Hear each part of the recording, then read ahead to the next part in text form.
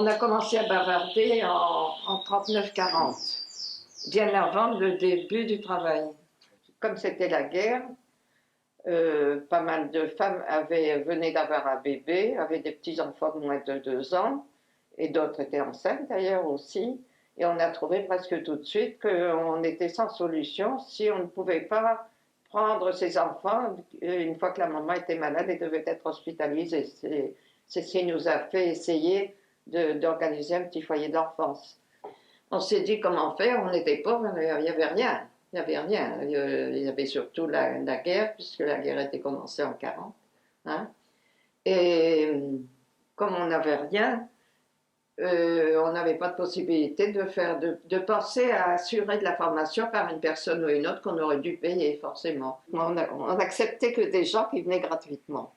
Donc, c'était pas difficile. Hein. Ça a été la première famille des aides familiales populaires. Enfin, je ne vais pas faire de commentaires parce qu'ils sont morts tous les deux. Et les autres enfants, je n'ai plus pu les voir après. Ils sont grands d'ailleurs. Et ça, c'était Jean. Il y avait Yves. Nous étions 3 pour les aides familiales. On commençait à faire des visites. On commençait à recevoir des gens au 22. Les gens qui venaient dire « Oh, ben ça, c'est du tonnerre. Vous allez faire quelque chose enfin pour les mères de famille ouvrières. » On faisait de la détente aussi, là. Vous savez, on a chanté beaucoup. Les jeunesses qui chantent aussi, des petits trucs. On chantait beaucoup.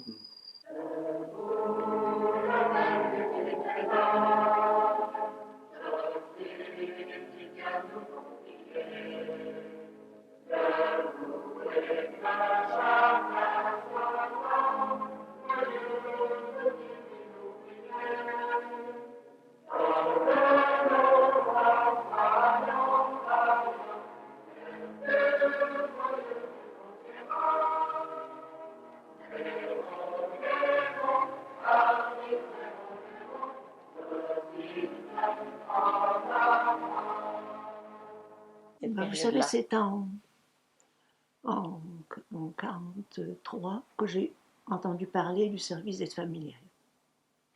Je dis bien en 1943, hein, oui. Et par le MPF. Mouvement populaire des familles. Oui, Mouvement populaire des familles. Alors ça m'avait emballé parce que avant j'avais fait d'autres actions à Lyon. Alors j'ai dit à une amie, une ancienne jossiste aussi, parce qu'on était tous jossistes par ici, que ça serait peut-être bien qu'on lance un service comme ça. Parce que les mamans ouvrières n'ont personne. Hein. Oui, ça avait commencé pratiquement en 1944. Puis évolution. Mais en 1945, nous en avions déjà quelques-unes d'aides. C'est pour ça que le MPF il nous a dit que nous n'avions pas les pieds par terre parce qu'on en avait rembauché. Mais les familles demandaient. Il y avait aussi la participation des familles. Hein. Alors, il fallait bien qu'elles donnent quelque chose. Hein. Pas toutes, malheureusement. On est arrivé comme ça au changement du conseil d'administration de la caisse d'allocation. Et là aussi, on a eu la chance d'avoir des gens qui avaient été secondés. Et le président, justement, Jean Villemain, avait, je ne sais plus combien, 7 enfants, quelque chose comme ça. Alors il y avait une aide qui allait régulièrement, c'était Augustin. Une aide formidable d'ailleurs. Ah, on ne va pas vous laisser tomber comme ça. Hein. Vous allez essayer de combiner quelque chose, une convention, parce que Jean avait demandé pour qu'on fasse une convention, il nous le disait. Hein. C'est quand on a démarré, on ne pouvait pas aller à Lyon, c'était la guerre. Et puis après, ben nous, on a fait ce qu'on a pu. Hein. On a demandé à des gens qui étaient un peu compétents. Moi, je leur apprenais à coudre, et puis je leur apprenais un tas de choses. D'autres leur apprenaient, une assistante sociale leur apprenait les lois un petit peu. Hein. On l'a fait sur place. On avait acheté une grande table. Il y en avait tout autour. Voilà que Jean, il a fait une dépression. Et que André Miché et Jacques Mathieu, ils ont lui donné un coup de main pour faire les papiers. On en avait jusque-là, hein. Une trentaine, oui. Et puis elle était malade, on se demandait si elle allait s'en sortir. On était vraiment mal foutus, quoi. Et heureusement qu'ils ont été là. Puis alors après, ben, il fallait bien passer la main. Hein. Oui. Alors on l'a passé à Georges. Alors, les grandes étapes de notre vie à partir de ce moment-là, c'est donc 55, on rentre assez nombreux jeunes. Puis, vers les années 70, on a quelques difficultés financières et de gestion qui font que l'association périclite. On n'a plus qu'une douzaine de travailleuses familiales sur les 30 qu'il y avait. On redresse la barre et alors arrivent en 1974 les décrets sur la profession travailleuse familiale et on reprend l'essor du service. Comme devais être mobilisé dans l'armée allemande, je me suis évadé et puis c'était en 1941, le 9 mai 1941, je me rappelle très bien. Parce que c'était dur. Il fallait passer 4 frontières pour traverser. Parce qu'en Alsace, il ne fallait pas rentrer dans la forêt, c'était déjà interdit. Dans la forêt, il y avait un grand groupe qui surveillait d'un côté de l'autre, et de l'autre côté, dans la France occupée, une autre série. Et ensuite, de la France occupée à la France libre. À Lons-le-Saunier, nous sommes passés. Bon, alors là-bas, ben, on a contacté tout de suite la GOC, puisque j'étais de la GOC. Ils nous ont préparé un mariage du tonnerre, comme si on était à la maison. Hein. Et j'ai pris contact immédiatement avec cette équipe. Et la première des choses, on a créé la LOC, un groupe de LOC, mais ça n'a pas duré longtemps, puisque LOC dit qu'ouvrière chrétienne dans un contexte plutôt anticlérical. Elle a été créée en 1934, la Ligue ouvrière chrétienne. Alors c'est la seule chose qui existait pour les jossistes mariés. Mais ça n'a pas duré longtemps, ça a duré 5 ou 6 mois. Après, on a créé le Mouvement populaire des familles, avec le journal que François Picard était donc rédacteur en chef. Et là, c'était le monde ouvrier. Alors, c'était pas clérical, c'était vraiment les problèmes ouvriers avec tout le monde. Parce que qu'ils soient catholiques, protestants, rien du tout, ça n'a aucune importance. Les problèmes des familles sont identiques. Et là, les problèmes étaient vraiment bien préparés. Alors, on a créé le mouvement populaire avec un certain nombre d'activités. Le ravitaillement, placement dans la campagne. On a créé un bulletin pour les STO, pour les prisonniers. Et ensuite, on a lancé, c'était en 1944, le service des travailleuses familiales. Mais ce n'est pas un service. C'est le MPF qui a embauché une personne, Saturnine Martinez, avec qui est encore notre amie à l'heure actuelle, qui était la première travailleuse familiale à Viviers dans l'Aveyron. Alors forcément, lorsque la guerre était terminée, François Picard m'a travaillé en disant, dis donc, tu devrais rentrer en Alsace, tu connais le dialecte, parce qu'il fallait quand même connaître la langue, et tu connais la méthode de ce que nous voulons. Alors, enfin, c'était assez dur de rentrer de nouveau, parce qu'à là-bas, on avait une bonne situation, la sécurité sociale, c'était impeccable, quoi. Bon, je suis rentré, et en rentrant, j'ai de nouveau repris contact avec les anciens jossistes de l'époque, et nous avons repris le mouvement populaire des familles, et forcément, petit à petit, nous avons donc eu les renseignements pour les aides familiales, les APAF. Nous avions l'association populaire d'aide familiale. Chez nous, tout veut être populaire parce que notre objectif, c'était l'émancipation des familles ouvrières. On avait l'UDAF également, mais dans l'UDAF, il y avait les associations générales des familles. Alors, il y avait toujours une bagarre entre nous, et ils voulaient toujours nous absorber. Alors, on disait, oui, mais nous, si nous sommes dans votre association, les travailleurs n'ont encore pas grand-chose à dire. Vous allez prendre tous les postes de direction, etc., et nous n'aurons rien à dire. Parce que nous voulons être pour nous, pour que nous puissions prendre nous-mêmes nos responsabilités, par nous, avec nous et entre nous. Et c'est de cette façon que nous avons ensuite, parce que ça dure pas longtemps, une année après que j'étais permanent, on a lancé le service d'aide familiale. J'étais militante du mouvement populaire des familles et je questionnais, je voyais, j'entendais, etc. Et j'avais pu me rendre compte de 2 choses. C'est que les mères de famille d'abord étaient épuisées. Il ne faut pas oublier qu'entre le boucher, le laitier et le boulanger, ça, on mettait, tout en ayant notre carte de priorité, nous avions 2 heures de queue tous les jours pour nous pour avoir juste la ration nécessaire pour la journée et pour sa famille. Et alors, je m'étais rendu compte que ces femmes étaient d'abord très fatiguées et d'autre part qu'elles ne savaient pas bien s'organiser.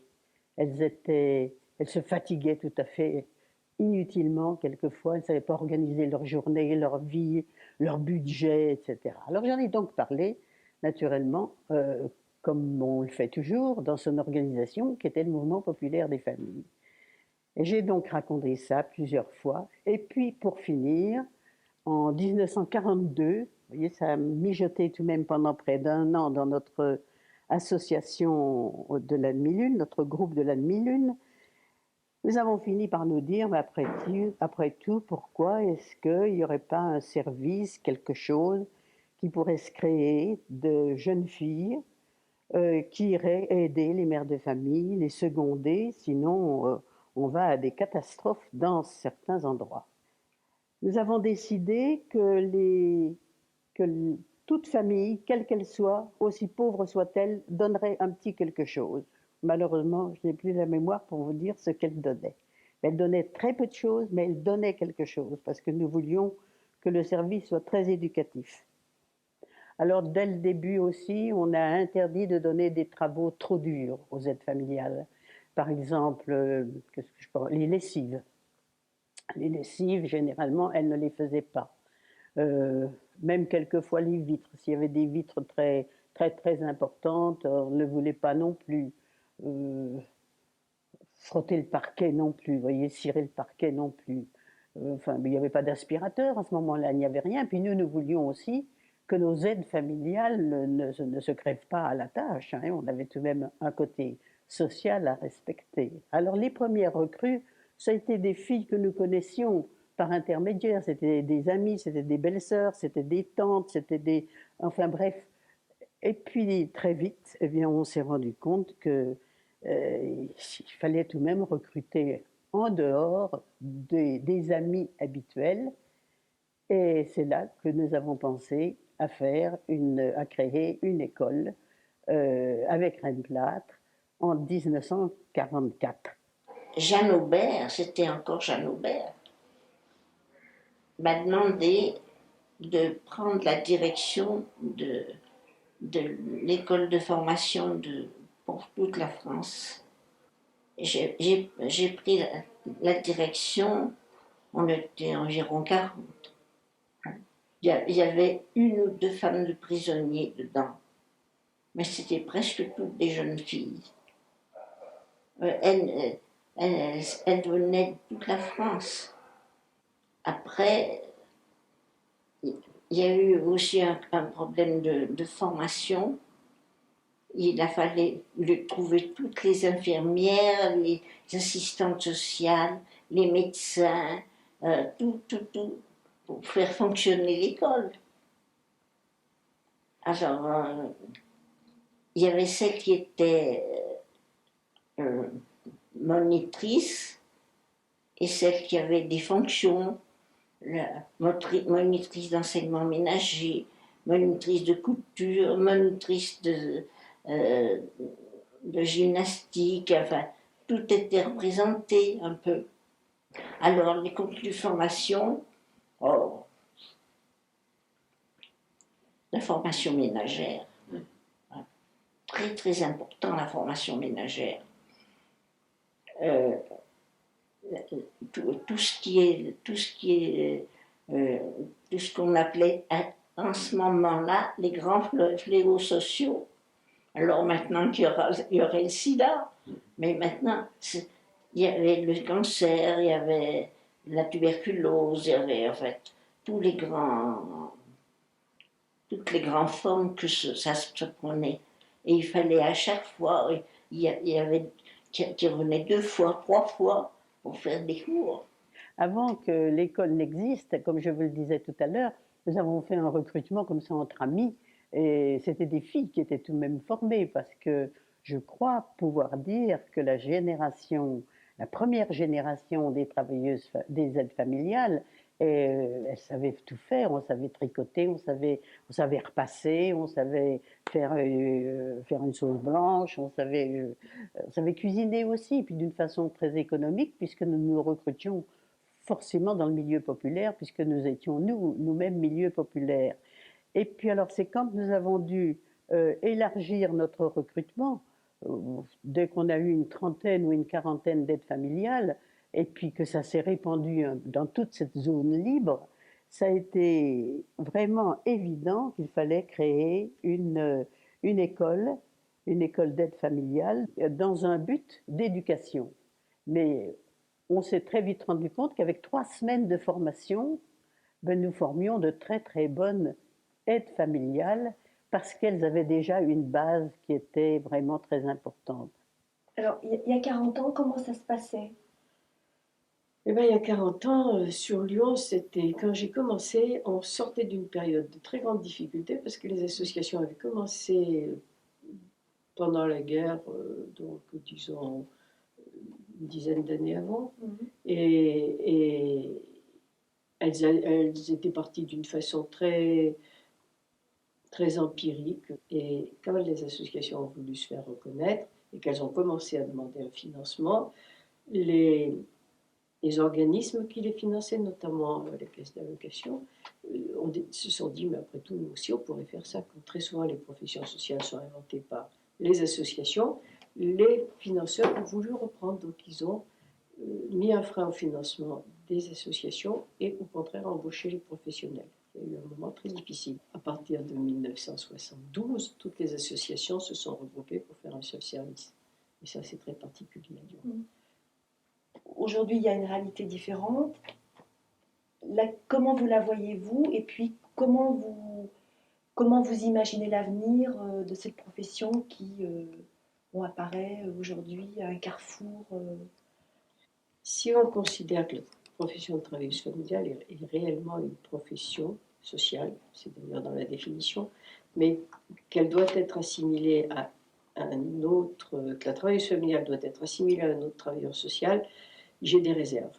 Parce que pratiquement, tous ceux qu'on connaît, travailleurs sociaux, font beaucoup de choses pour les familles, mais très peu avec les familles.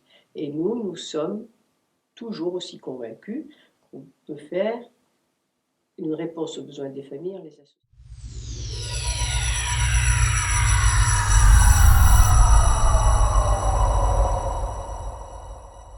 Nous voilà maintenant en 2021. La FAD et l'idée afadienne restent toujours présentes.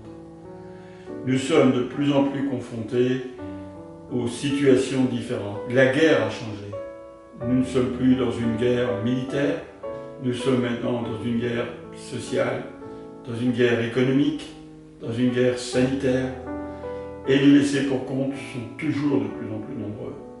Et l'idée afadienne reste toujours présente, comme depuis 75 ans, grâce bien sûr à nos partenaires, la CAF et le département qui nous accompagnent. Nos personnels sont chevillés au corps, prêts à se battre pour défendre la famille.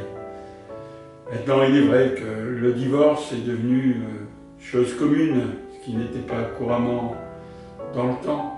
La famille s'éclate, elle est répartie dans toute la France, alors qu'avant, la famille, c'était quasiment tous dans la même rue. Mais la FAD est toujours là, près des parents non gardiens, par exemple, le père reste toujours le père, la mère reste toujours la mère. Il faut absolument que ça reste vivant, car c'est ça la famille, c'est l'enfant qu'il faut préserver, l'enfant qu'il faut accompagner.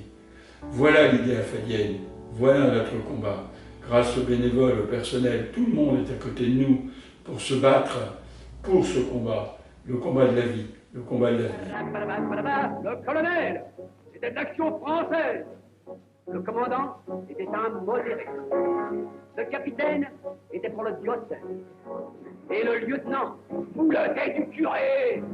Le chuteux était un fervent extrémiste. Le sergent, un socialiste. Convaincu. Le caporal, inscrit sur toutes les listes. Et deuxième classe au PMU. Et tout ça, d'excellents français, d'excellentes classes qui ils marchent au pas en pensant que la République, c'est encore le meilleur régime ici-bas. Et tous ces gaillards qui, pour la plupart, n'étaient pas du même avis en politique, lèvent-la tous d'accord, quel que soit leur sort. Ils désirent tous désormais qu'on nous foute une bonne fois la paix.